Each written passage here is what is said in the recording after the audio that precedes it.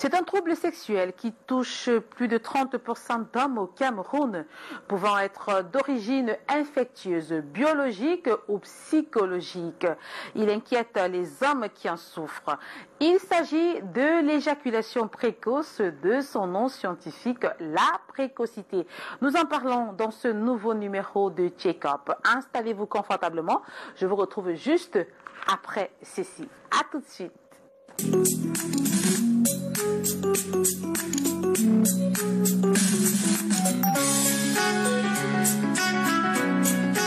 Bonsoir à tous, vous êtes de plus en plus nombreux à nous regarder et à nous suivre. Merci pour votre fidélité.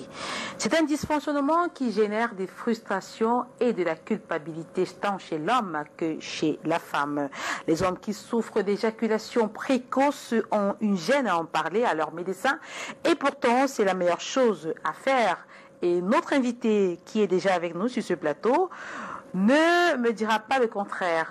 Docteur Darel Kamga, bonsoir. Bonsoir Mireille Flore. Alors vous êtes biologiste et urgentiste en formation et vous accompagnez depuis quelques années déjà des particuliers dans les relations de couple et les troubles liés à la sexualité. Exactement, depuis 2019 à ce jour, j'accompagne des particuliers et des personnes en couple à résoudre le problème de sexualité et d'intimité. Alors, quand est-ce qu'on parle réellement d'éjaculation précoce? Alors, l'éjaculation précoce, généralement, elle est évoquée dans le cadre lors d'un rapport sexuel, le partenaire, notamment masculin, éjacule dans une moyenne de 1 à 2 minutes. 1 à 2 minutes. 1 à 2 minutes. Oui. Alors, il faut noter qu'un rapport sexuel normal, premier éjaculat, a une durée en moyenne de 5,4 minutes. Donc, lorsque le partenaire a une éjaculation de 1 à 2 minutes, avant ou pendant l'acte sexuel, alors là, on parle de précocité. Alors, étant donné que c'est un trouble de la sexualité se caractérisant par une durée très brève du rapport sexuel, après combien de minutes peut-on parler d'éjaculation précoce? Vous avez dit 2 minutes, mais est-ce qu'il y a des cas où c'est différent? D'accord. Oui, effectivement, il y a des cas où c'est effectivement différent, notamment l'éjaculation précoce. Il faut déjà noter qu'elle est subdivisée en 3. Nous avons le primaire, l'intermédiaire et le tertiaire. Oui. Alors, généralement, si on parle sur le plan tertiaire, c'est-à-dire la dernière phase, souvent, certains patients arrivent à éjaculer en moins de 50 secondes avant même le rapport sexuel, avant même la pénétration. C'est-à-dire, pendant les préliminaires, le partenaire masculin réussit à éjaculer en 50 secondes, souvent 1 minute maximum. Alors là, on parle d'éjaculation tertiaire. Effectivement, ce qui veut dire que là, nous sommes bien dans certaines complications de l'éjaculation précoce. Oui. Qu'est-ce qui peut en être les causes? Est-ce génétique ou juste biologique? Alors, les causes peuvent être génétiques, effectivement, mais elles sont dans de très rares cas. Alors, généralement, c'est... Donc, personne ne naît avec un dysfonctionnement? Non, pas du tout. C'est très rare, vraiment très rare. Mais il y a des situations, généralement, sur le plan de l'anxiété, la dépression, troubles hormonaux également, qui peuvent provoquer une éjaculation précoce. On se rend compte également que certains patients ayant des problèmes biologiques, c'est-à-dire liés à l'obésité ou diabète, les hypertendus, sont plus à même de faire une éjaculation précoce. C'est vrai que ce n'est pas une généralité, mais...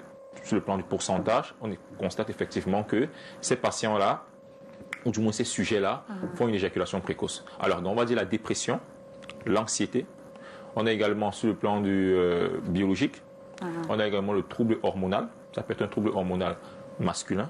Voilà. Mais on peut aussi y avoir des infections. Est-ce qu'il n'y a pas des infections des infections sexuellement transmissibles qui peuvent être à l'origine d'une éjaculation précoce? Alors, les infections sexuellement transmissibles peuvent être une cause à une faiblesse sexuelle, mais pas directement une éjaculation précoce. Alors, c'est vrai, faisons un peu la différence parce que dans l'imagerie populaire, on confond faiblesse sexuelle à éjaculation précoce. C'est quoi la différence? D'accord. Alors, une éjaculation précoce, comme je l'ai dit en amont, c'est une éjaculation qui survient au bout d'1 à 2 minutes maximum. Oui, et la faiblesse sexuelle? La faiblesse sexuelle est une éjaculation lorsque le partenaire a déjà éjaculé, qu'elle soit brève ou pas, mais avec reprise lente. C'est-à-dire le partenaire prend énormément de temps avant de se remettre en érection. C'est-à-dire là, on parle de faiblesse sexuelle. Oui, madame. Donc, comme on dit généralement, ils ne peuvent pas faire 2 coups, comme on dit trivialement au quartier. Voilà, exactement. C'est à ce moment qu'on parle de faiblesse sexuelle. Voilà, mais il n'a pas de problème d'éjaculation.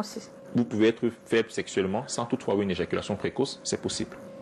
Alors donc, et ces personnes-là qui souffrent d'éjaculation tertiaire, 50 secondes, qu'est-ce qui peut véritablement être la cause? D'accord. Alors, ce qui peut généralement être la cause chez ces personnes, on se constate généralement qu'ils sont très sensibles au niveau du gland, c'est-à-dire à la base du pénis, ils sont très sensibles.